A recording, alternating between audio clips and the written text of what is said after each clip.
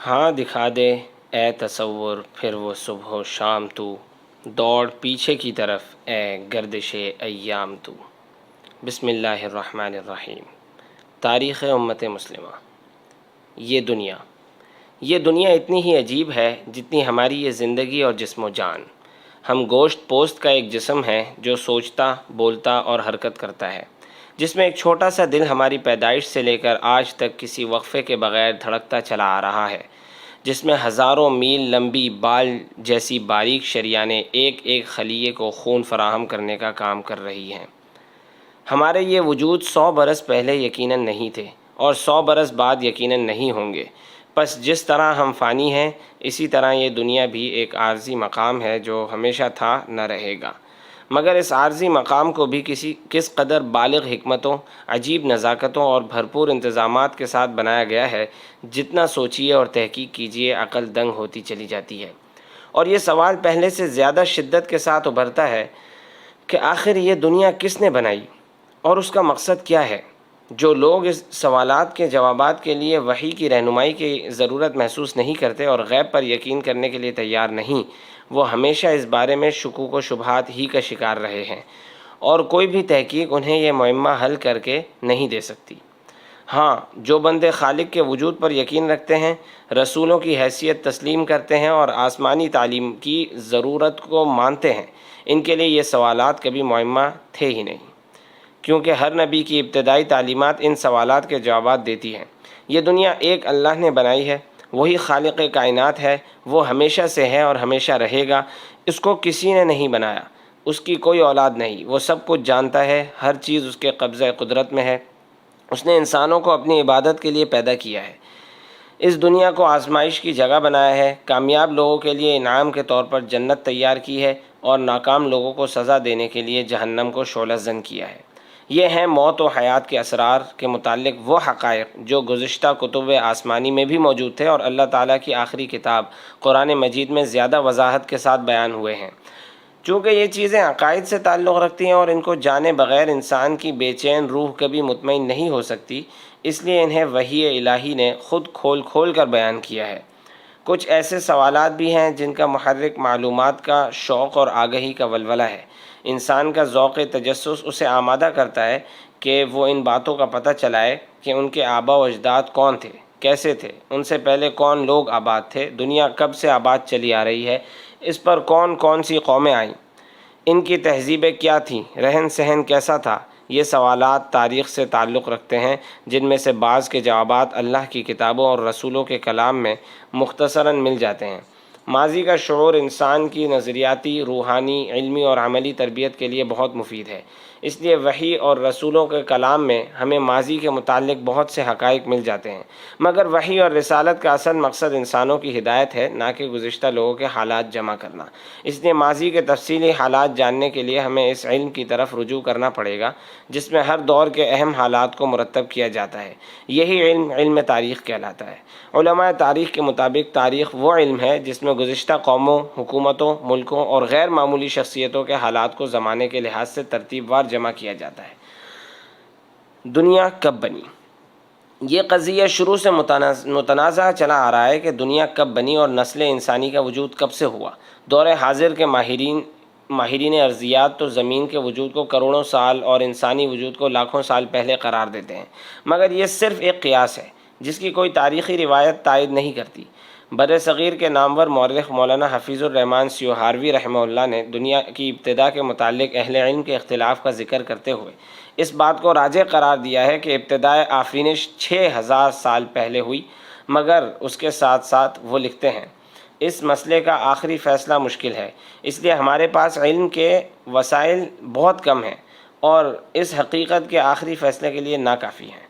نیز آثار قدیمہ سے بھی اس کا کوئی یقینی فیصلہ نہیں ہو سکتا۔ البتہ اس پر سب کا اتفاق ہے کہ اقوام عالم میں چینی، ہندی اور مصری سب سے قدیم قومیں ہیں، اور مورخین فرنگی کا یہ دعویٰ ہے کہ سطح زمین پر ان قوموں کا وجود تقریباً 6 اور 10,000 سال کے درمیان ثابت ہے۔ نیز یہ امر بھی مسلم ہے کہ باوجود زبردست تحقیقات کے کسی قوم کے حالات و واقعات کی تاریخ کا پتہ 7,000 سال سے پہلے نہیں ملتا۔ حافظ ابن عساکر رحمہ اللہ نے اس بارے میں متعدد اقوال نقل کیے ہیں۔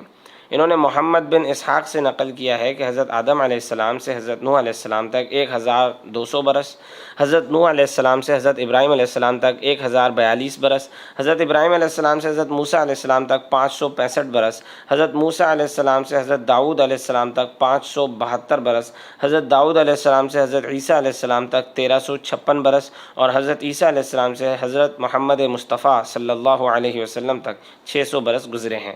اس طرح حضرت آدم علیہ السلام کی وفات سے حضرت محمد مصطفیٰ صلی اللہ علیہ وسلم تک 5020 سال بنتے ہیں۔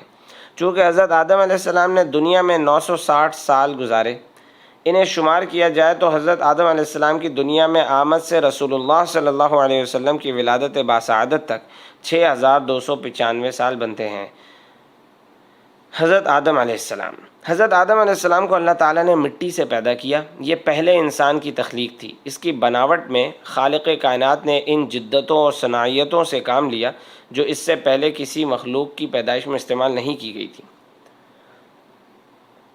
اس نئے وجود میں سوچنے، سمجھنے، جذبات کا اظہار کرنے، مسائل کو سمجھنے اور گرد و پیش کے وسائل کو کام میں لانے کی صلاحیتیں باقی تمام مخلوقات سے زیادہ تھیں۔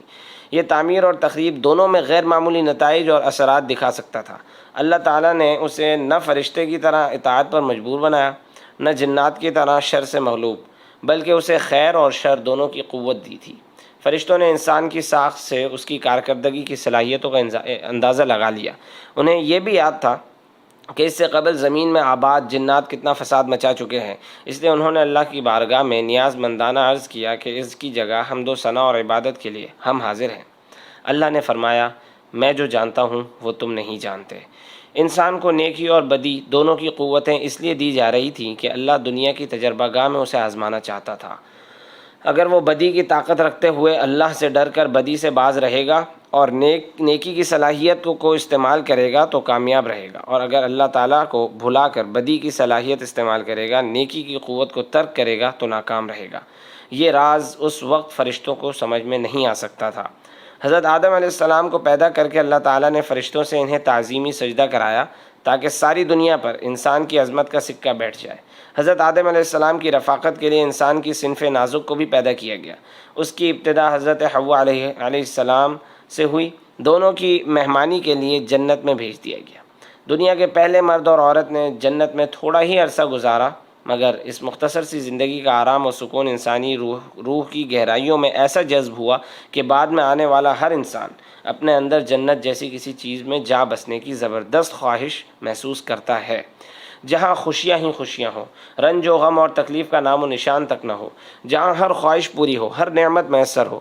اللہ پر ایمان رکھنے والوں نے رسولوں کی معرفت یہ جان لیا کہ ان کی اصل منزل جنت ہے، اس لیے وہ نیک اعمال میں بڑھ چڑھ کر حصہ لیتے رہے تاکہ اپنی منزل کی طرف لوٹ سکیں۔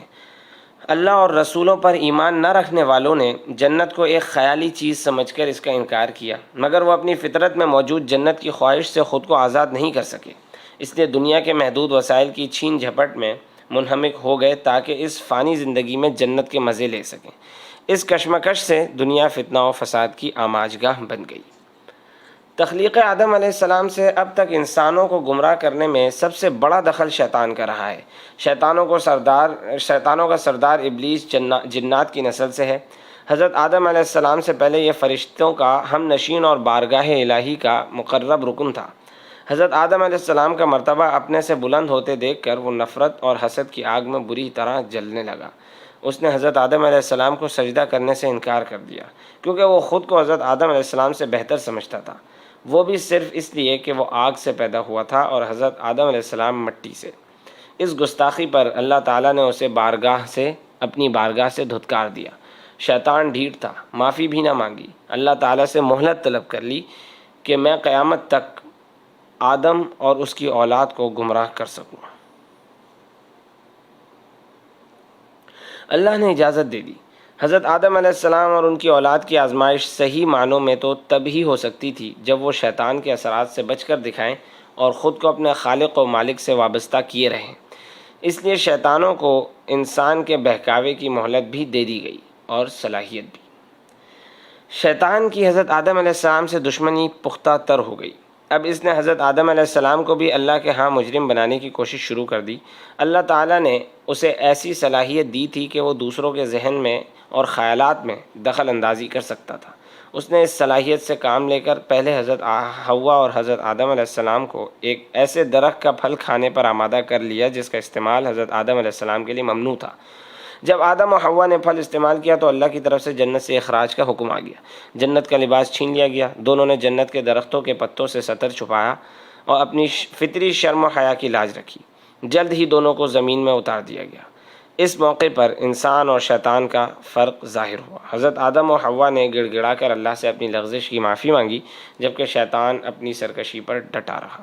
اللہ تعالیٰ نے حضرت آدم و حوا کی توبہ قبول فرمائی اور انہیں متنبہ فرمایا کہ اب شیطان ہمیشہ تمہاری اولاد کا دشمن رہے گا، اس لیے ہوشیار رہنا۔ یہ بھی بتایا کہ نسل انسانی کی رہنمائی اور اسے شیطان کے اثرات سے بچانے کے لیے آسمانی ہدایات کا سلسلہ جاری رہے گا، اور اس ہدایت کی پیروی کرے گا وہ آخرت میں بے خوف و خطر ہوگا۔ جو اسے ٹھکرائے گا وہ سخت عذاب کا حقدار ٹھہرے گا۔ چونکہ حضرت آدم علیہ السلام کی پیدائش اور دنیا میں ان کی آمد کا قصہ انسان کو اس کی اصل منزل، مقصد اور حیثیت سے آگاہ کرتا ہے، اس لیے قرآن مجید اور احادیث نبویہ میں اس واقعے کو بہت وضاحت سے بیان کیا گیا ہے۔ معلوم ہوا کہ دنیا میں انسان کی آمد کے پیچھے اللہ تعالیٰ کی معرفت کے حصول، اس کی توحید تک رسائی، اس کے در پر جھکنے، اس کے احکام ماننے اور شیطان کے جال سے بچنے کی آزمائشیں مقصود تھیں۔ یہی راز تھا جس کے لیے حضرت آدم علیہ السلام کو پیدا کیا گیا، دنیا میں بھیجا گیا اور ان کی نسل کو چلایا گیا۔ حضرت آدم علیہ السلام کی وفات تک ان کی نسل کے افراد کی تعداد 40,000 کے لگ بھگ ہو چکی تھی۔ یہاں ہمیں اچھی طرح سمجھ لینا چاہیے کہ پیدائش آدم علیہ السلام کا یہ قصہ جو قرآن مجید اور احادیث مبارکہ میں بیان ہوا اور اس کی تائید تورات اور انجیل میں اپنی موجودہ تحریف شدہ حالت میں بھی موجود ہے، اس حقیقت کو واضح کرتا ہے کہ تمام انسان حضرت آدم علیہ السلام کی اولاد ہیں، سب ایک باپ کے بیٹے اور انسان ہونے کے ناطے بھائی بھائی ہیں۔ اس سے یہ حقیقت بھی سامنے آتی ہے کہ ڈارون کا نظریہ ارتقاء اور انسان کی بندر کی نسل سے ہونے کا مفروضہ نری گپ ہے، جو تمام آسمانی مذاہب کے برعکس اور تاریخ سے متصادم ہونے کے ساتھ ساتھ عقل کے بھی بالکل خلاف ہے۔ اگر قدیم زمانے کے بندر ارتقاء کرتے کرتے انسان بن سکتے تھے تو دور حاضر کے بندر ہی کیوں رہے؟ انسان کیوں نہیں بنے؟ انسان ہزاروں برس میں کوئی اور مخلوق کیوں نہیں بن گیا؟ بلی شیر کیوں نہیں بن پائی اور گدھا آج تک گھوڑے میں کیوں تبدیل نہیں ہوا؟ حضرت آدم علیہ السلام دنیا میں آئے تو یہاں جنت جیسی نعمتیں اور آسائشیں نہیں تھیں، پھر بھی یہ دنیا انسان کی ضروریات پوری کرنے کے لیے کافی تھی۔ کھانے پینے، ستر پوشی اور رہنے سہنے کے وسائل یہاں میسر تھے۔ خالق کائنات نے اس پہلے انسان کو ان وسائل کے استعمال کی تربیت بھی دے دی۔ حضرت جبریل علیہ السلام گندم کے دانے لے کر آئے اور حضرت آدم علیہ السلام انہیں زمین میں کاشت کر کے اناج حاصل کیا، اسے پیس اور گوندھ کر روٹی تیار کی۔ جنت سے نکالے جاتے وقت حضرت آدم و حوا نے درخت کے پتوں سے ستر پوشی کی تھی۔ دنیا میں اس کا مستقل انتظام اس طرح کیا کہ دمبے کے بالوں سے اونی کپڑا بنا گیا، اس سے حضرت آدم علیہ السلام کا جبہ اور حضرت حوا کا کرتا اور اوڑھنی تیار ہوئی۔ حضرت آدم علیہ السلام اور حوا کی اولاد ہوئی تو ان میں نکاح کا سلسلہ شروع ہوا اور یوں اولاد آدم کی افزائش ہوئی۔ دور حاضر میں مغربی محققین نے جہاں انسانی تہذیب و تمدن کو لاکھوں سال قدیم بتایا ہے، وہاں یہ دعویٰ بھی کیا ہے کہ شروع میں انسان جانوروں کی طرح برہنہ پھرتا تھا، کچا گوشت چباتا تھا، نکاح کا کوئی تصور نہیں تھا، مرد و زن کسی رسم اور قید کے بغیر شہوت پوری کیا کرتے تھے۔ ہزاروں برس بعد وہ کھانے پکانے، پہننے اور نکاح کے عادی بنے۔ یہ دعوے محض قیاس کی پیداوار ہیں، تاریخ ان کی تردید کرتی ہے۔ دنیا میں آنے کے چند سو برس بعد اولاد آدم نے خالق کے بنیادی سبق کو بھلا دیا اور بد اعتقادی کی کھائیوں میں گرنے لگی تو اللہ تعالیٰ نے ان کو راہ راست پر لانے کے لیے انبیاء اور رسول کا سلسلہ شروع فرما دیا۔ حضرت نوح علیہ السلام گم گشتہ انسانیت کو توحید کی دعوت دینے والے پہلے نبی حضرت نوح علیہ السلام تھے، جو حضرت آدم علیہ السلام کی وفات کے 1000 سال بعد مبعوث ہوئے۔ 1000 برس تک لوگ اپنے باپ حضرت آدم علیہ السلام کے دین و مذہب پر تھے، مگر پھر شیطان کے ورغلانے سے انہوں نے چند مرحوم بزرگوں کے مجسمے بنا کر انہیں پوجنا شروع کر دیا۔ یہ بزرگ ود، سعا، یغوث، یعوق اور نصر تھے۔ قوم نے انہیں اندھی عقیدت کا شکار ہو کر انہیں حاجت روا اور مشکل کشا مانا اور ان کے بتوں کی پرستش شروع کر دی۔ یوں پہلی بار بندوں کا اپنے رب سے رشتہ منقطع ہوا۔ حضرت نوح علیہ السلام اس رشتے کو جوڑنے آئے۔ اس مقصد کے لیے انہوں نے بے پناہ اذیتیں برداشت کی۔ آخر 950 برس کی مسلسل تبلیغ کے بعد بھی جب قوم کی اکثریت اپنی ضد، سرکشی اور گمراہی پر اڑی رہی تو اللہ تعالیٰ کی طرف سے ایک ایسا طوفان آیا جو سب کچھ بہا کر لے گیا۔ صرف حضرت نوح علیہ السلام اور ان پر ایمان لانے والوں کو اللہ تعالیٰ نے کشتی میں سوار کرا کر محفوظ رکھا۔ طوفان سے بچ جانے والے اہل ایمان صرف 80 مرد و زن تھے۔ انہی سے دنیا کی آبادی کا از سر نو آغاز ہوا۔ ان کے بیٹے سام، حام اور یافس کی اولاد ساری دنیا میں پھیل گئی۔ سام کی نسل سے عرب، فارس اور روم یورپ آباد ہوئے۔ یافس کی اولاد سے ترکوں، چینیوں اور یاجوج ماجوج نے جنم لیا۔ حام کی نسل سے افریقہ کو آباد کیا جو حبشی، سوڈانی، قبطی اور بربر قوموں پر محیط تھی۔ حضرت نوح علیہ السلام اپنی اولاد کو اسی عقیدے پر چھوڑ کر گئے جو حضرت آدم علیہ السلام کی میراث تھا، جس سے انسان اپنی روح اور دل کی گہرائیوں سے ابھرنے والے ان بنیادی سوالات کے جواب پا لیتا ہے کہ اس کائنات میں میری حیثیت کیا ہے؟ کائنات کیسے بنی؟ کس نے بنائی؟ میں کیسے پیدا ہوا اور کیوں؟ پیدا کرنے والا کون ہے؟ اتنا بڑا نظام عالم پیدا کرنے سے اس کا مقصد کیا ہے؟ مرنے کے بعد کیا ہوتا ہے؟ اچھے اور برے کاموں کا بدلہ ملتا ہے کہ نہیں؟ ملتا ہے تو کہاں اور کیسے؟ صحیح عقیدہ ان تمام سوالات کے جوابات دیتا ہے اور اسے دل کی گہرائیوں سے مان کر نسل انسانی بنیادی سوچ کی لحاظ سے ایک کنبہ بن جاتی ہے۔ پھر لسانی، علاقائی اور اقتصادی اور ثقافتی اختلافات ان کے درمیان اجنبیت کی دیوار کھڑی نہیں کر سکتے۔ عاد و سمود۔ مگر حضرت نوح علیہ السلام کے چند 100 برس بعد انسانیت پھر گمراہی کے رستے پر چل پڑی تھی۔ چنانچہ ایک بار پھر انبیاء کرام علیہم السلام کی بعثت کا سلسلہ شروع ہوا۔ پے در پے رسول بھیجے گئے۔ جزیرۃ العرب کی وادی میں آباد بت پرست قوم عاد کی طرف حضرت ہود علیہ السلام مبعوث ہوئے۔ یہ قوم طاقت، قد و قامت اور جنگجوئی میں بے مثال تھی اور اسی گھمنڈ میں اس نے حضرت ہود علیہ السلام کی تکذیب کی۔ تب اللہ کی طرف سے تیز آندھی کا عذاب آیا جس نے ان کا استیصال کر دیا۔ حجاز سے شام جانے والی شاہراہ پر وادی حجر میں آباد قوم سمود فن تعمیر میں اپنی نظیر آپ تھی۔ پہاڑوں کو تراش کر مضبوط مکانات بنانا ان کے بائیں ہاتھ کا کھیل تھا۔ ان کی اصلاح کے لیے حضرت صالح علیہ السلام مبعوث ہوئے۔ قوم نے انہیں جھٹلایا اور اپنی بدعقیدگی ترک نہ کی۔ آخر ایک زوردار کڑک اور زلزلے نے انہیں ہلا کر رکھ دیا۔ قوم عاد اور سمود سمیت عرب کی کئی قومیں ایسی تھیں جن کا نام و نشان بالکل مٹ گیا۔ انہیں عرب بائدہ کہا جاتا ہے۔ ان کا ذکر صرف آسمانی کتب، لوک داستانوں اور قدیم شاعری میں باقی رہ گیا ہے۔ دعوت ابراہیم علیہ السلام۔ مختلف قوموں کی طرف انبیاء اکرام کی آمد ہوتی رہی۔ حضرت ابراہیم علیہ السلام تک دنیا میں آبادی کی کثرت ہو چکی تھی۔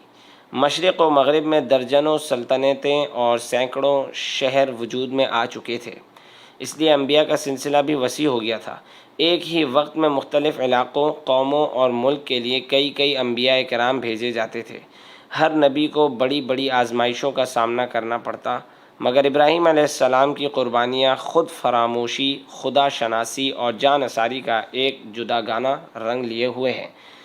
حضرت ابراہیم علیہ السلام عراق کے شہر بابل کے نواحی قصبے کوسئی میں پیدا ہوئے تھے۔ طوفان نوح کو اس وقت 1081 برس گزر چکے تھے۔ اس زمانے میں عراق اور ان کے گرد و نواح میں نمرود نامی ظالم و جابر بادشاہ کی حکومت تھی جو خدائی کا دعوے دار تھا۔ بابل اس کا پایہ تخت تھا۔ عراق کے لوگ ایک طرف اسے خدا مانتے تھے تو دوسری طرف وہ سورج، چاند، ستاروں اور مظاہر قدرت کی خدائی کے بھی قابل تھے۔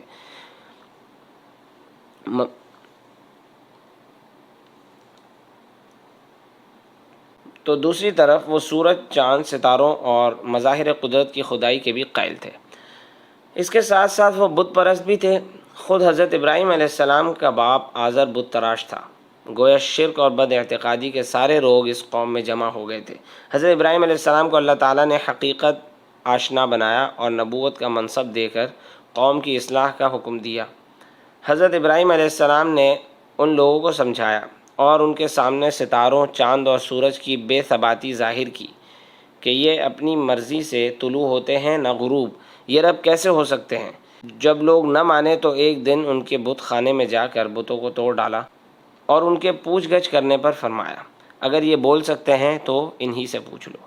قوم ششدر رہ گئی اور کوئی جواب نہ پا کر ندامت سے گویا ہوئی، ابراہیم تم جانتے ہو یہ بول نہیں سکتے۔ حضرت ابراہیم علیہ السلام نے فرمایا، پھر تم اللہ کو چھوڑ کر ایسی چیزوں کی عبادت کیوں کر رہے ہو جو نفع دے سکتی ہے نہ نقصان؟ افسوس ہے تم پر اور تمہارے ان معبودوں پر۔ قوم ان دلائل کا جواب نہ دے سکی، غل مچا دیا کہ اپنے معبودوں کا بھرم رکھنے کے لیے اس شخص کو پکڑ کر جلا دو۔ حضرت ابراہیم علیہ السلام کو نمرود کے پاس لے جایا گیا، اس نے روب ڈالنے کے لیے سوال و جواب کیے۔ حضرت ابراہیم علیہ السلام نے بے خوفی سے اپنے رب کی توحید بیان کی اور کہا، میرا رب وہ ہے جو زندہ کرتا ہے اور موت دیتا ہے۔ نمرود نے کہا، میں بھی زندہ کرتا ہوں اور مار سکتا ہوں۔ یہ کہہ کر اس نے سزائے موت کے ایک قیدی کو آزاد کر دیا اور ایک بے قصور آدمی کو بلوا کر قتل کروا دیا۔ حالانکہ کسی کو معاف کر دینا اسے پیدا کر دینا شمار نہیں ہوتا، اسی طرح کسی کے قتل کرنے سے کوئی انسان بندوں کی زندگی اور موت کا مالک نہیں بن جاتا، کیونکہ اس طرح تو ہر ایسا انسان جو کسی کا قاتل ہو زندگی موت پر قادر شمار کیا جانا چاہیے اور اسے خود بھی موت نہیں آنی چاہیے، مگر یہ دلائل نمرود جیسے عقل کے اندھے کو بتانا بیکار تھے۔ اس لیے حضرت ابراہیم علیہ السلام نے ایک بہت واضح پیشکش کر دی، کہا کہ میرا رب سورج کو مشرق سے نکالتا ہے، اگر تو رب ہے تو مغرب سے نکال کر دکھا۔ نمرود مبہوت رہ گیا اور کوئی جواب نہ دے سکا۔ آخر وہ بھی اپنی قوم کی طرح حضرت ابراہیم علیہ السلام کو مارنے پر آمادہ ہو گیا۔ انہیں آگ میں جلا کر نشانہ عبرت بنانے کا فیصلہ کر لیا گیا۔ ایک بہت بڑا الاؤ دہکایا گیا اور حضرت ابراہیم علیہ السلام کو منجنیق کے ذریعے اس میں پھینک دیا گیا۔ اس وقت بھی حضرت ابراہیم علیہ السلام کی زبان پر یہی ندا تھی، اے اللہ، آسمان میں بھی تو ہی ہے، زمین میں بھی تو ہی تو، اللہ میرے لیے کافی ہے، وہ بہتر کارساز ہے۔ اسی اثناء میں حضرت جبریل علیہ السلام نمودار ہوئے اور پوچھا، کوئی حاجت درکار ہو تو حکم فرمائیے۔ فرمایا، حاجت تمہارے سامنے رکھنے کے لائق نہیں۔ اس آگ میں تپش ایسی تھی کہ بلندی پر اڑنے والا پرندہ بھی جل کر کباب ہو جاتا، مگر جب حضرت ابراہیم علیہ السلام اس میں گرے تو فوراً اللہ کا حکم آیا، اے آگ ٹھنڈی ہو جا اور ابراہیم کے لیے سلامتی والی بن جا۔ اسی لمحے وہ آگ حضرت ابراہیم علیہ السلام کے لیے گلستان بن گئی۔ حضرت ابراہیم علیہ السلام 40 دن تک اس جگہ رہے۔ فرماتے ہیں، یہ دن میری زندگی کے بہترین اور سب سے پرسکون دن تھے۔ حضرت ابراہیم علیہ السلام نے اپنے والد کو بھی توحید کی دعوت دی تھی اور کہا تھا، آپ ایسی چیزوں کی کیوں عبادت کرتے ہیں جو سنتی ہیں نہ دیکھتی ہیں، نہ آپ کے کسی کام آ سکتی ہیں؟ باپ نے جواب دیا تھا، ابراہیم، کیا تم میرے معبودوں کے منکر ہو؟ اگر تم باز نہ آئے تو میں تمہیں پتھر مار مار کر ہلاک کر دوں گا۔ آخر کار قوم اور خاندان کو گمراہی پر ڈٹا دیکھ کر حضرت ابراہیم علیہ السلام نے وطن چھوڑنے کا فیصلہ کر لیا۔ اس دوران حضرت ابراہیم علیہ السلام کی چچا زاد سارہ ایمان لے آئی تھیں۔ حضرت ابراہیم علیہ السلام نے ان سے نکاح کر لیا اور انہیں ساتھ لے کر شام روانہ ہو گئے۔ ابراہیم علیہ السلام کے ساتھ ان کے بھتیجے لوط بھی تھے، وہ بھی ایمان لے آئے تھے اور اللہ تعالیٰ نے ان کے نصیب میں بھی نبوت کا شرف لکھ دیا تھا۔ اللہ نے یہ طے کر لیا تھا کہ بھٹکے ہوئے انسانوں اور بکھرے ہوئے گروہوں کو ایک وحدت کی لڑی میں پرو کر ایک امت بنایا جائے۔ حضرت ابراہیم علیہ السلام توحید کی ببانگ دہل دعوت دے کر اللہ کی رضا کی خاطر آگ میں کودے اور اپنے مقصد کے لیے باپ، خاندان، قبیلے اور ملک کو چھوڑ کر یہ ثابت کر دیا تھا کہ وہ اس اعزاز کے اہل ہیں کہ ان کو اللہ کی منتخب آخری امت کا جد امجد بنایا جائے، مگر ابھی جانچ کے کچھ مراحل باقی تھے، عشق و وفا کی ابھی کچھ داستانیں رقم ہونا باقی تھیں۔ حضرت ابراہیم علیہ السلام دعوت توحید کے بیج کاشت کرنے کے لیے مناسب زمین کی تلاش میں سفر کرتے رہے۔ وہ کچھ مدت شام میں رہنے کے بعد اپنی بیوی سارہ کے ساتھ مصر چلے گئے، جہاں کے حکمران تولیس سینان بن علوان نے ان کی بزرگی کے اعتراف میں ایک دوشیزہ سے ان کا نکاح کروا دیا۔ سینان بن علوان کا تعلق ہائیکوس چرواہے حکمران خاندان سے تھا جو نسلاً عرب تھا۔ جو دوشیزہ حضرت ابراہیم علیہ السلام کے نکاح میں آئی، پردیس میں آ کر ہاغار یعنی اجنبی عورت کہلائی۔ یہ ہاغار عربی میں ہاجر بن گیا۔ حضرت ہاجرہ سے حضرت ابراہیم علیہ السلام کے ہاں ایک لڑکا اسماعیل پیدا ہوا۔ زیادہ دن نہیں گزرے تھے کہ اللہ نے انہیں حکم دیا کہ اپنی بیوی ہاجرہ اور شیر خوار بچے اسماعیل کو مکہ کی ایک وادی میں چھوڑ آؤ۔ یہ دوسرا بڑا امتحان تھا جس میں حضرت ابراہیم علیہ السلام اکیلے نہیں تھے، ان کی بیوی بھی اس آزمائش میں برابر کی شریک تھی، کیونکہ آخری امت کے تاجدار کی ماں بننے کے لیے کڑے امتحانوں کو ثابت قدم رہنا شرط تھا۔ حضرت ابراہیم علیہ السلام ایک طویل سفر کر کے شام سے جزیرۃ العرب پہنچے اور بیوی بچے کو مکہ کے تپتے ہوئے چٹیل میدان میں اللہ کے سہارے پر چھوڑ کر واپس ہونے لگے۔ بیوی کے پاس صرف ایک پانی کا مشکیزہ اور کھجوروں کی ایک تھیلی توشے کے طور پر رہنے دی۔ حیران و پریشان حضرت ہاجرہ ان کے پیچھے چلی اور مضطربانہ لہجے میں پوچھنے لگیں، ابراہیم آپ کہاں جا رہے ہیں؟ ہمیں اس بے آب و گیاہ وادی میں کس کے سہارے چھوڑے جا رہے ہیں؟ حضرت ابراہیم علیہ السلام جانتے تھے کہ آزمائش میری ہی نہیں، میری بیوی کی بھی ہے۔ اسے خود ہی سمجھنا چاہیے کہ مجھ جیسا شوہر اس جیسی بیوی اور شیر خوار بچے کو بھلا کیوں اس ویرانے میں چھوڑ کر جا سکتا ہے؟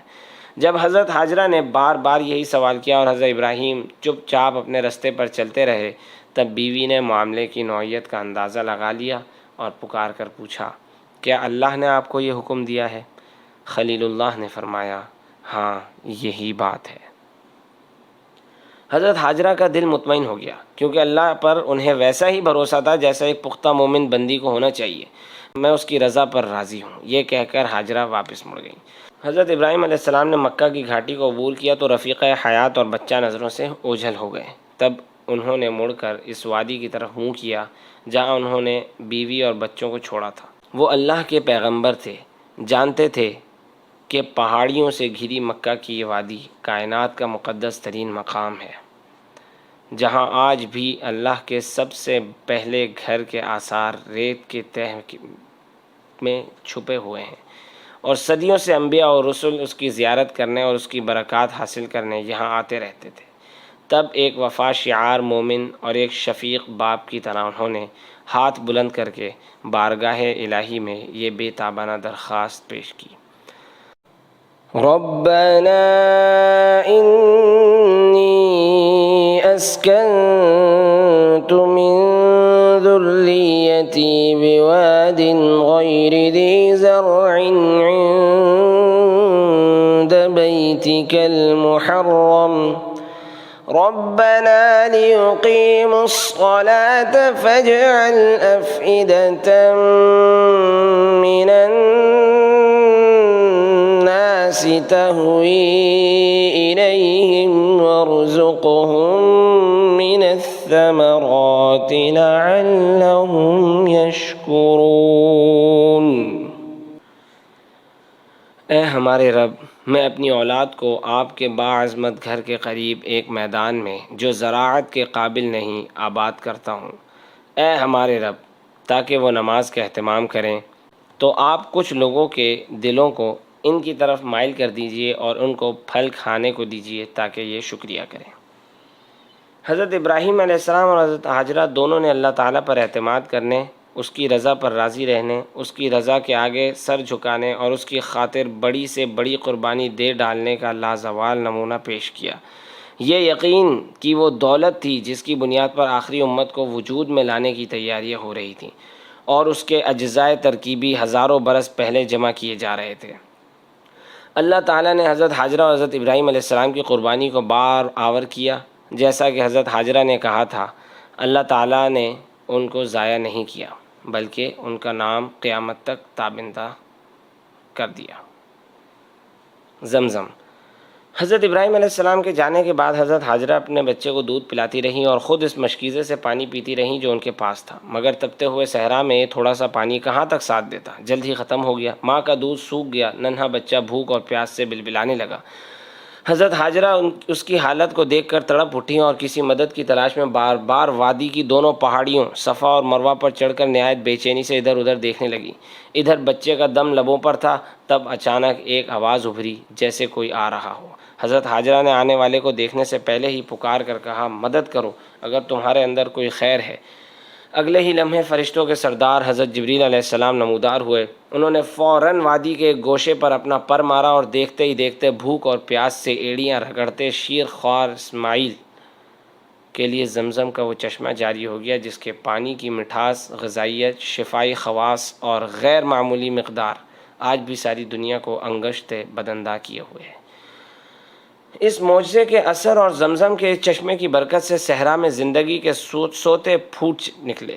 یمن کا ایک خانہ بدوش قبیلہ بنو جرہم یہاں سے گزرا جو پانی اور چارے کی تلاش میں بھٹکتا پھر رہا تھا۔ قبیلے کے لوگوں نے دور سے فضا میں پرندوں کو اڑتے دیکھا تو سمجھ گئے کہ قریبی علاقے میں پانی میسر ہے۔ تب ان کے تجربہ کار افراد حیران ہو کر کہنے لگے، ہم پہلے بھی یہاں سے گزرتے رہے ہیں مگر کہیں پانی کا نام و نشان تک نہیں دیکھا۔ وہ قریب پہنچے تو زمزم کا چشمہ اور اس کے پاس حضرت ہاجرہ اور حضرت اسماعیل کو دیکھا۔ کہنے لگے، ہمیں یہاں قیام کی اجازت دے دیں۔ حضرت ہاجرہ نے اجازت دے دی۔ اس طرح بنو جرہم یہاں آباد ہو گئے۔ ان کا نسلی تعلق بنو قحطان سے تھا جنہیں عرب عاربہ کہا جاتا تھا۔ یہ اصل اور خالص عرب تھے جن کا وطن یمن تھا۔ حضرت اسماعیل علیہ السلام کی زبان سریانی تھی مگر بنو جرہم میں پل بڑھ کر انہوں نے بھی عربی زبان سیکھ لی۔ حضرت اسماعیل علیہ السلام سے جو نسل چلی اسے عرب مستعربہ کہا جاتا ہے، یعنی یہ دوسری نسل کے ساتھ مخلوط عرب تھے۔